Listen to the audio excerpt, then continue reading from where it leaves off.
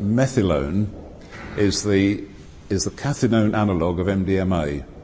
These cathinone derivatives differ from this big phenethylamine family in just a small molecular area. So there's an entire parallel universe, if you like, of abusable substances. And as far as we know, things like cathinone, methcathinone, otherwise known as ephedrone, are simple stimulants, just like amphetamine and methylamphetamine are what we call simple stimulants. Methylone is the MDMA analogue now, and we believe that it's got MDMA-like effects, but we don't know a great deal about it. It's been seen in a number of European countries, but not a great deal has been published on it in the scientific literature. We haven't seen any large seizures of it particularly. Sometimes it's tablets, sometimes it's powder. But it's there, we're aware of it, we've been aware of it for 5 years, but it hasn't got to the situation yet where we're overly concerned about misuse of it.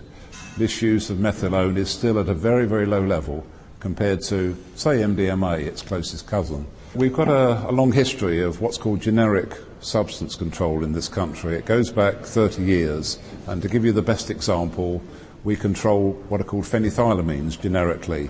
Now, MDMA is a phenethylamine, and all of the many other ecstasy drugs, MDMA is one, MDA, MBDB, and so on. There are a lot of them, and many of these are controlled by this generic definition. It's a chemical structural definition, and it's worked very well. So if you look in the Misuse of Drugs Act, you won't find MDMA, you won't find MDA, and you won't find many other substances. After that, we had generic legislation on fentanyls, barbiturates. We've got several groups of them now. So why do we want to do this? Well, the tradition in most countries is to have a substance-by-substance listing. That's certainly the tradition that comes from the international drug conventions. That is not capable of dealing with new threats. So a substance appears, you control it, and then next week, next month, next year, another substance appears, and you've got to control that. Each time you've got to modify the legislation. The idea of generic control is that you try and anticipate the appearance, and this example of the phenethylamines was a brilliant example of anticipation, because it was set up in 1977, and that was 10 years or more before ecstasy, MDMA, became an issue in this country.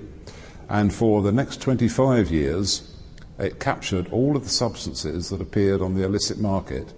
It was only in very recent times that we started to see substances that began to fall outside this generic control. People might fall into thinking that if something is legal, it's safe, but as a chemist, I know that most chemicals, perhaps all chemicals, are dangerous until proved otherwise.